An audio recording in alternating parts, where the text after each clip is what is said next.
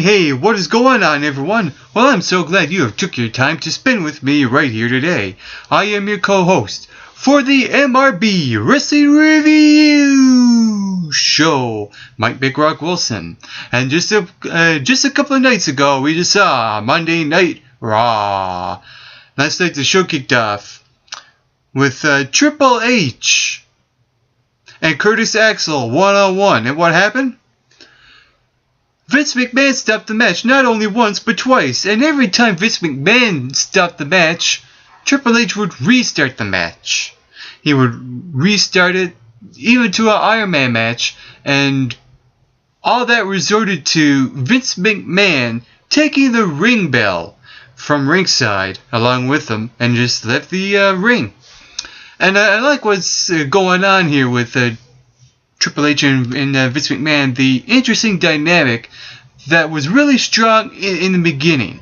However, there was a little overacting backstage with Stephanie McMahon and with Triple H involved.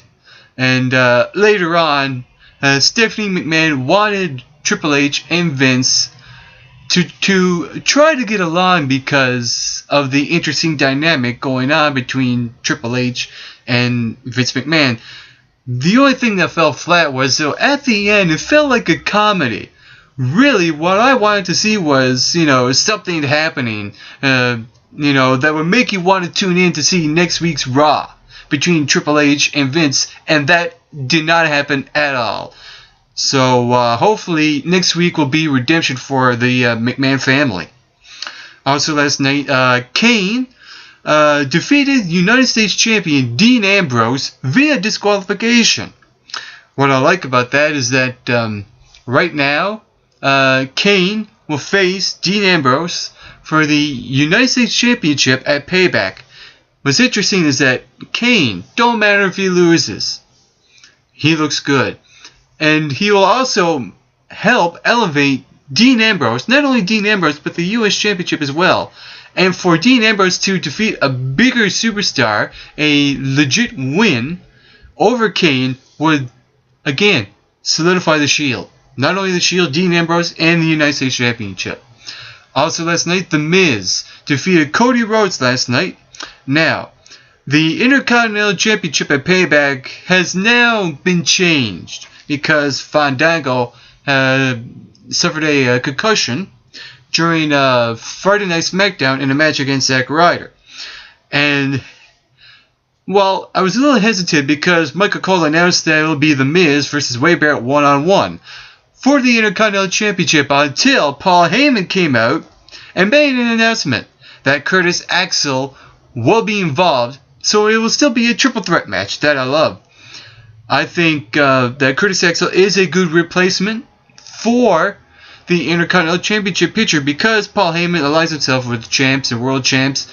So I think, even though I was going for Fandango, my original prediction was that Fandango was going to win. Now I believe, now that he's out of the picture, it's too bad because hope he gets better with his concussion. Hopefully he gets better soon and hopefully he'll come back.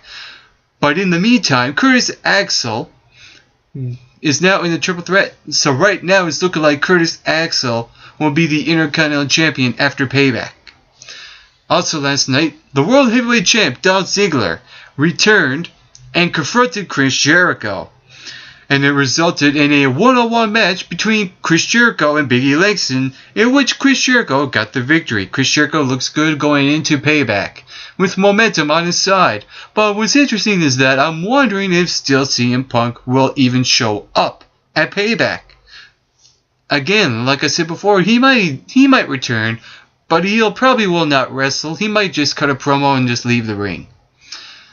And I still stand by that, and in just a few short days, when I give my prediction videos, I'll mention some of that again as well. Also last night, Antonio Cesaro, in a one-on-one match, defeated Sin Cara with Zeb Coulter at ringside. And it looks like, maybe, if possible, that Zeb Coulter might expand his clientele, not only Jack Swagger, but maybe he's looking to see if he can manage Antonio Cesaro. This would be an interesting dynamic if that happens, because Antonio from Switzerland, and you hear Zeb Coulter talking about, his activity involving foreigners coming into America, etc., right? So that'd be an interesting dynamic if and when Zeb Coulter does manage Antonio. And also, with that being said, maybe an alliance forming with Jack Swagger and Antonio, and this could be, the turnaround for Jack Swagger to turn babyface, because he'll realize, what is Zeb Coulter doing with Antonio? He's a foreign. So maybe, they're playing ahead for Jack Swagger turning babyface. Who knows? We'll see in the weeks to come on Monday Night Raw. Also last night, Randy Orton faced Roman Reigns on Raw, but it ended with a no contest. What I like about this was that earlier in the night, there was a poll on WWE.com in which the audience had to choose Daniel Bryan's opponent, Roman Reigns or Seth Rollins. Seth Rollins got the most votes. The fans wanted to see that match, and guess what? Daniel Bryan and Seth Rollins was the match of the night. Yes, you heard me correctly. Daniel Bryan versus Seth Rollins was the match of the night, in which Daniel Bryan defeated Seth Rollins. He was on fire. Man, I don't know where this might go for Daniel Bryan, but he really looks strong for the past few weeks now, and I'm wondering what the payoff will be for Daniel Bryan. Maybe they'll, hopefully, a reward will be coming for Daniel Bryan for a WWE Championship match. Perhaps Money in the Bank, the next pay-per-view, or SummerSlam. Make it SummerSlam, please. Daniel Bryan, John Cena, if John Cena does win this match. Also last night, Kaylin's secret admirer came forward. Predictable. Big E Langston, right? We all seen it coming. But I was hoping it would come across as Big E Langston really was in love with Kaitlyn, when really all that was about AJ's crazy. Because AJ, made Kaitlyn believe it was Big E Langston, but really, it was just Kaitlyn being crazy. The ultimate betrayal happening. And really, that was the only thing that fell flat. I really thought, if Big E Langston was really going to be involved with Kaitlyn, I would have seen him helping out Kaitlyn, maybe defeat AJ in some way, and it would cause a ruckus between Dolph Ziggler and Big E Langston. That's what I was hoping, but just didn't happen the way it was going to be. Oh well. Also last night, Damien Sandow went one-on-one with R-Truth. Here's the interesting thing now. Sheamus and Damien Sandow are going to compete, but it's going to be a payback kickoff as the pre-show match. And I'm wondering, what happened?